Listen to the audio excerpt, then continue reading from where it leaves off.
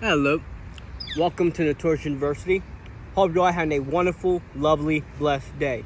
Before we begin, make sure you get yourself something to drink. I like to get me in Arizona.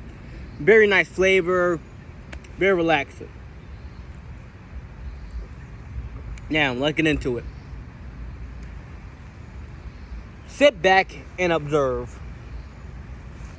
Well, Lawrence, what do you mean by that? Sit back and observe. Sit back and just observe yourself, observe your surroundings, observe the people you hang around, observe what you watch, what you listening to. Just sit back and observe. Because for me, back when I was in school, we out for summer right now, and every day at school, I be eating my lunch out in the hallway because I don't like all that noise outside the lunchroom. So I'm eating my salad, doing my thing, right? Minding my business. But people walking by, we got other high schoolers, middle schoolers, staff, janitors, teachers, whoever. Walking by, they talking. They talking about their life, talking about their business, whatever it might be. Now, I'm not all up in their business because y'all know that's not how I get down. But I just hear stuff. And I sit back and I observe. And I got all these days around these people. I'm just sitting back and I'm observing. So I'm hearing, friends is backstabbing each other, sharing private details of stuff that should not be public information. Like they taking the private, they taking behind closed doors and they making that public. Nasty, trifling. We don't hang around that. And you gotta be aware of this type of stuff because only when you sit back and observe do you see these things in people. Because if you don't sit back and you don't observe, you're not gonna realize that little thing that person said is indicative of a much larger issue. Or it just gave you a clue about this person's character. Now, on the positive side, when you sit back and observe, you notice something simple like, hey, Lawrence, I'm at the corner store. You want something to eat? You didn't have to call me. I didn't ask you to call me. I didn't ask you to do anything for me. But you took the time to go and do that. So that's indicative of, you care for me.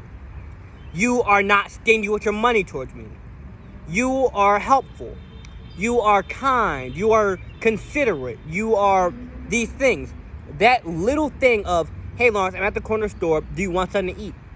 That's indicative of a much larger issue. Oh, no, not issue, but a much larger benefit and much larger positivity.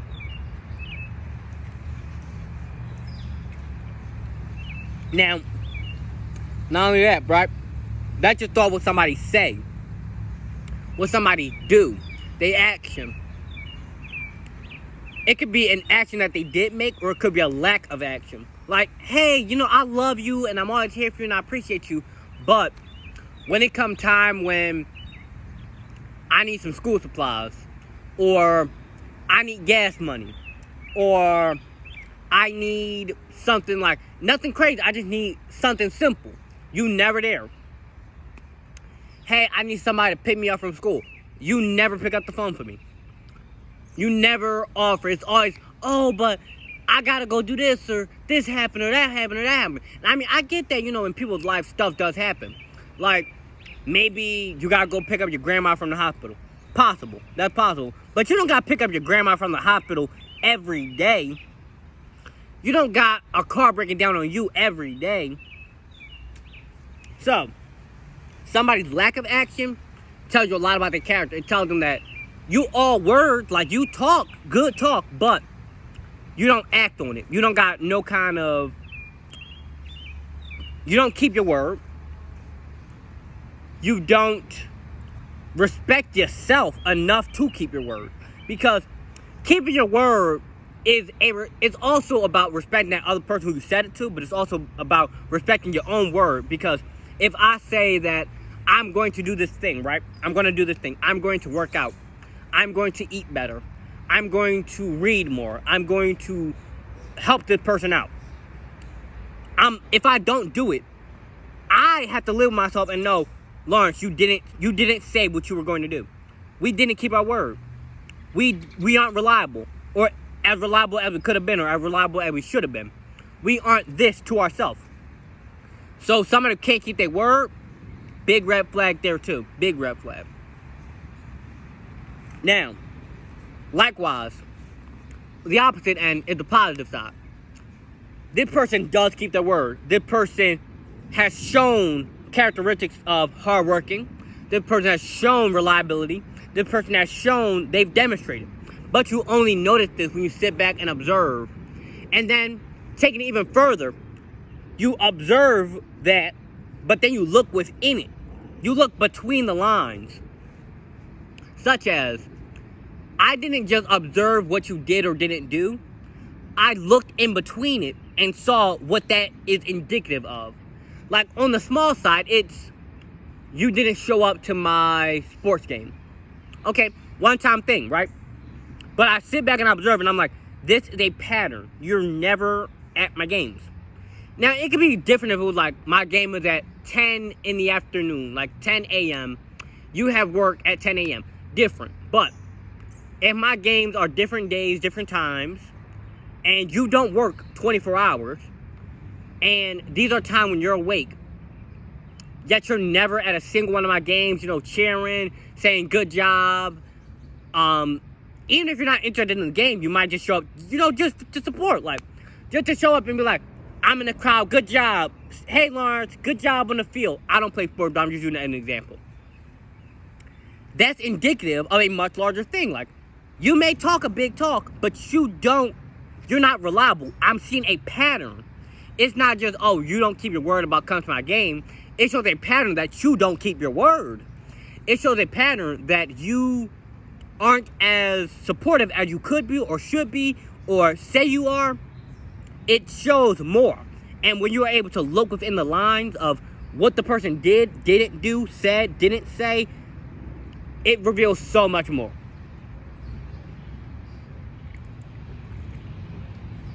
Now, we flip that onto ourselves. You observe yourself. You look within the lines of yourself. Like, I want to work out more. Okay? I have observed the desire. I want to work out more. Why? Now I'm looking within the lines of why do I want to work out more? I want to look better. I want to be in better shape. Why do you want to be in better shape? Because I want to look better than this. Why do you want to look better than that? Because I feel that there's more improvement to be made. And you can start just peeling back the layers, and then you might get to, there could be an insecurity there. There could also just be a genuine desire for growth. There could be, you want to attract other women, men, whoever you're into. There could be a desire for, you want to be a runway model. There could be so many different reasons as to why you do something. And it could be completely unexpected. Like I said, working out. That is, I want to work out so I can look better. Why do I want to look better? You end up realizing that maybe one day you want to become a fashion model. And to be a fashion model, you need to be conventionally attractive. I mean, now they are having more like models who aren't conventionally attractive. But typically speaking, if you wanted to be on the cover of Vogue, or you wanted to be a suit model for like men's suits, or you wanted to be a bikini model, or you wanted to do makeup or colognes, you have to be conventionally attractive for that. So the connection could be something so crazy like that. Or it could be as simple as you want to attract other people. Now, taking it from that, when you look into yourself and you look within the lines of yourself, you start to realize why you do things versus why you don't do other things. Or why you don't do certain things versus doing things. Such as, everybody could be going right and you decide you want to go left. Or everybody could be going left and you decide you want to go right. And you observe for yourself and you realize that I'm a man, I'm a woman, I'm a person who stands on their principles. And even if the group says that we're all going to go out and get drunk tonight, I know that I am a devout Muslim and that is against my religion. I'm not a Muslim, by the way. But I'm just using that as an example. I'm a devout Muslim and that is against my religion. I am a devout Christian and casual sex is against my religion. I am a devout Buddhist and being materialistic is against my religion. So even if the group goes right, you go left because you stand on your principles. You are a man, a woman, a person who stands on their principles. You know what's right and wrong for you. And you're not going to shove your principle down somebody else's throat. But you know what's right and wrong for you. They could go do what they want. You are in charge of you. They're in charge of them. Whenever they got to go meet their creator, they're going to take that up with Allah, Buddha, Jesus, whoever they worship. And they're going to do that. But when it's your time to go meet yours, you can go and say, hey man, woman, universe, whatever the terminology for yours would be. I've been following the principles. I've been following the 10 Commandments. I've been following the path, the middle passage. Yeah, that's for Buddha. That's for Buddhism. I've been following the Quran. I've been following all the books of the Bible. I have been a devout servant of your holy ministry. Can I come into heaven?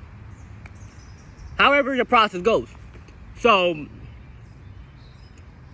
the reason I say all this is because if you don't take the time to do this, you're going to live a life of blurriness. You're going to live a life of clouded. You're going to be kind of drifting through because you never took the time to go, why do I do that? Why don't I do that? Like, why don't I read more? Why do I party so much? Why do I smoke, or why do I drink or have this addiction? Why do I not have this positive trait or this positive skill or quality that I can build for myself? Like, certain things, you're either born with it or you're not. Like, you're either born and you're going to become really tall or you're not. You're either born with a certain eye color or you're not. You got it or you don't. But things like the ability to focus more, the ability to be a hard worker, the ability to improve physically, mentally, spiritually, the ability to do these things, you can develop that. Like, you can develop that. But most people don't ever take the time to do that. Most people don't ever sit back and go, how can I be a better person? How can I brighten up the world? How can I do this? How can I do that? And it's only when you realize how you can do that, once you start looking within the lines of yourself. We always like to focus up on, oh, what's this person? What's that person? Why aren't they doing this? Why aren't they doing that? Why are they doing this? Why are they doing that? Rather than looking at yourself. Look at yourself before you start looking at somebody else. Boom, I gotta make a video on that. I gotta make a video on that. Look at yourself before you look at somebody. Oh, and I got a title. I'm going to end this one right here. I got to go make that. Oh, y'all have a wonderful, lovely, blessed day. Make sure you like, comment, share, subscribe if you're new. Turn on that notification bell because you're going to want to hear this. Make sure you donate to the Cash App if you decide to, of course. Nothing necessary. It just would be very appreciated. Have a wonderful, blessed, lovely day. Yeah.